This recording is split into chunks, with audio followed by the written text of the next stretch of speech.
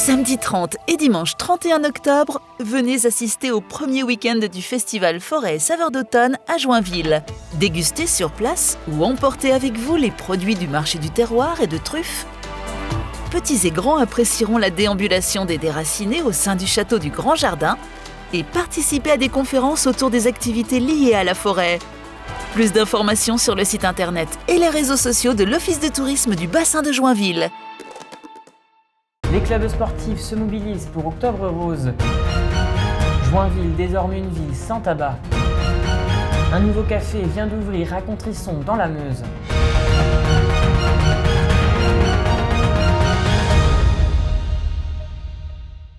Bonsoir à tous et bienvenue dans votre journal week-end du vendredi 22 octobre 2021. De nombreux clubs sportifs s'engagent dans la campagne Octobre Rose. Le club de boxe à Ancerville a proposé une séance d'aérobox dédiée à cet événement.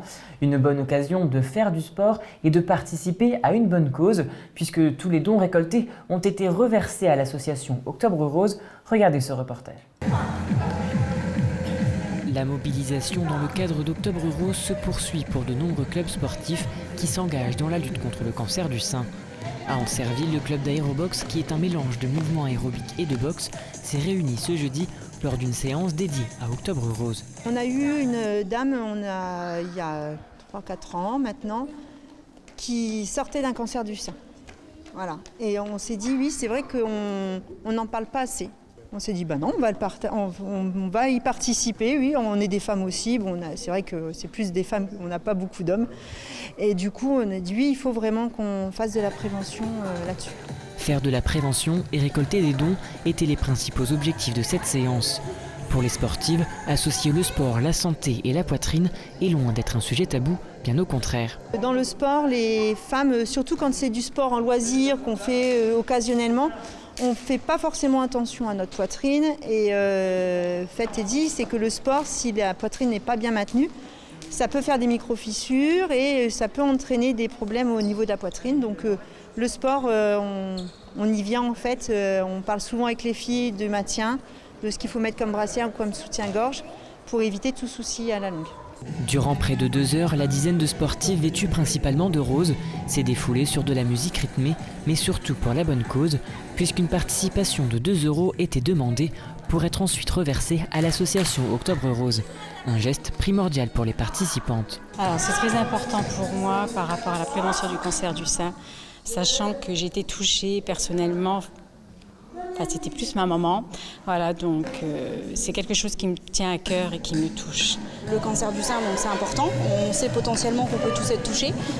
J'ai des gens dans mon entourage qui ont été touchés et c'est important pour nous d'être là et puis d'apporter une petite contribution. Donc en plus on se fait plaisir, donc c'est cool. Personne ne connaît personne qui a été atteint un jour ou l'autre de ce cancer et on n'est pas à l'abri de l'avoir non plus, donc je pense qu'être solidaire à ce niveau-là, c'est très important. Chaque année, le club d'aérobox tient à ajouter sa pierre à l'édifice dans la lutte contre le cancer du sein et compte bien se mobiliser encore et toujours. La ville de Joinville vient de signer un projet, celui d'être une ville sans tabac.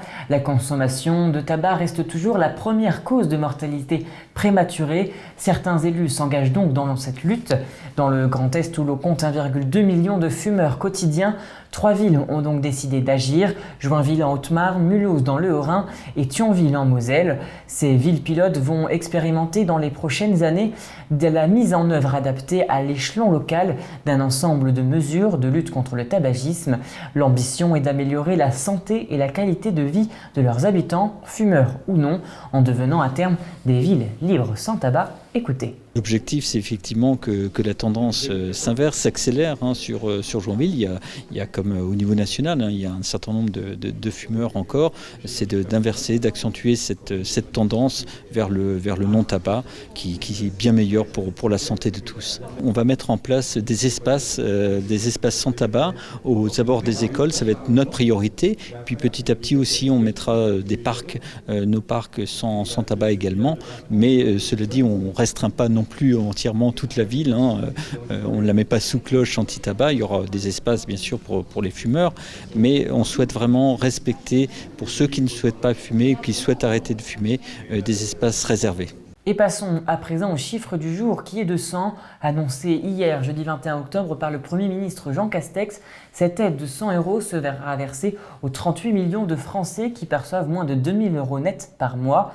Cette indemnité classe moyenne a pour but de répondre à une inflation récente et notamment celle qui touche la hausse des prix des carburants. Qu'en pensent les citoyens? Nous leur avons posé la question à Saint-Dizier. Écoutez. C'est une bonne idée parce que le pouvoir d'achat, dans notre porte-monnaie, on en a de moins en moins. Et ces annonces sont très bienvenues. Ce serait plus avantageux de baisser les taxes pour amener un peu plus d'argent dans les foyers français. J'ai fait un plein la semaine dernière. D'habitude, ça me revient à 30 € et pour une CE1, ça m'est revenu à 50 €, 60 €. Il y a 60% de taxes dans un plein d'essence, par exemple. Donc, ils pouvaient déjà baisser de moitié, ça serait déjà pas mal. Après, il ne faut pas s'étonner après qu'il y aurait le mouvement des gilets jaunes. Je trouve que c'est pas juste que ce soit forcément ceux qui gagnent moins de 2 000 € qui l'aperçoivent, parce qu'on est tous confrontés à ce problème-là et la hausse, elle est vraiment très importante. Les aides financières, elles ont leurs limites.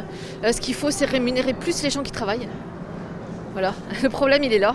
On voit plein de gens maintenant qui travaillent pour 1 200 € par mois. Pas suffisant, clairement, les gens maintenant. Il y a un fossé, la classe moyenne, elle n'existe plus. C'est où on gagne beaucoup d'argent, où on n'en gagne plus beaucoup. Et c'est insuffisant.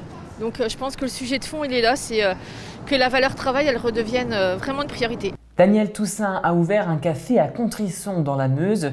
Cette création a nécessité le travail de la commune, des habitants et du gérant ainsi que de 1000 cafés. Mais ce n'est pas un simple café, c'est un nouveau lieu de vie, dit café multiservice. Épicerie, restauration sur place et à emporter, ainsi que services, colis, dépôts de pain. Les habitants retrouvent désormais tout ce dont ils ont besoin au cœur de la commune. Un reportage d'Elsa Druillet. Se retrouver autour d'un café pour discuter, c'est ce qui manquait aux habitants de Contrisson. Cette petite commune d'environ 800 habitants était vide de commerce depuis longtemps. Mais cela a changé ce mercredi 20 octobre avec l'inauguration du nouveau café, l'Essentiel.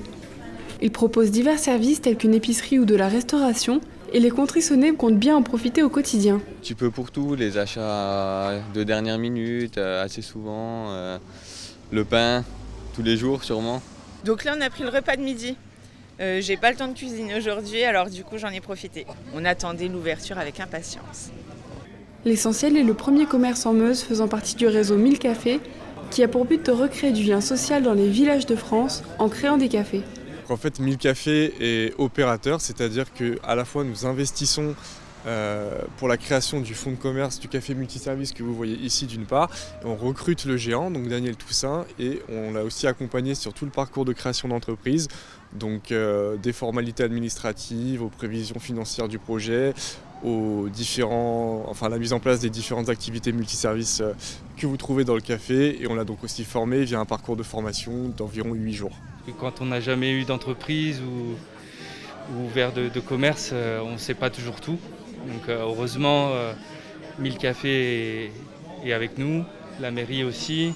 Donc de ce point de vue-là, on n'est pas tout seul. En effet, le gérant est bien accompagné. Pour créer ce lieu de convivialité, la commune et ses habitants ont mis du cœur à l'ouvrage. La commune a aussi contribué humainement au projet, c'est-à-dire on a vraiment filé un coup de main à Daniel le gérant, aussi bien en travaux de nettoyage, en travaux de remise en état, de mise en peinture. Il y a des gens qui sont venus, des gens de la commune aussi, des bénévoles de la commune qui sont venus l'aider à mettre en rayon par exemple les produits de l'épicerie.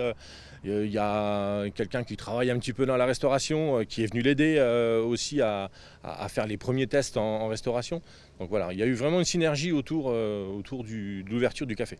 C'est un lieu de convivialité par excellence, un lieu où va pouvoir se tisser du lien social et il y avait très peu d'endroits dans notre commune où les gens pouvaient se rencontrer et renouer un certain nombre de relations. Voilà, donc c'est extrêmement important.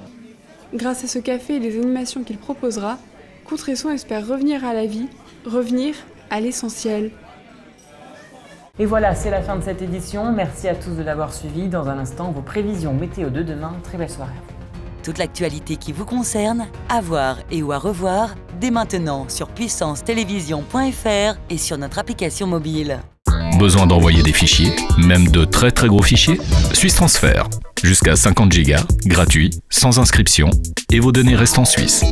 Suisse Transfert, par Infomaniac. Une femme sur 8 risque de développer un cancer du sein. L'information sur le dépistage précoce permet de sauver des milliers de vies et est essentielle. Alors Puissance Télévisions s'engage pour véhiculer ce message. Tous ensemble, restons vigilants.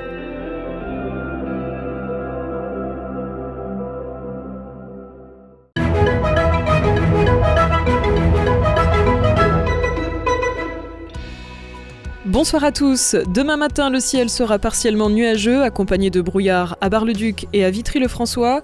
L'après-midi, quelques légers passages nuageux. Il fera entre 12 et 13 degrés.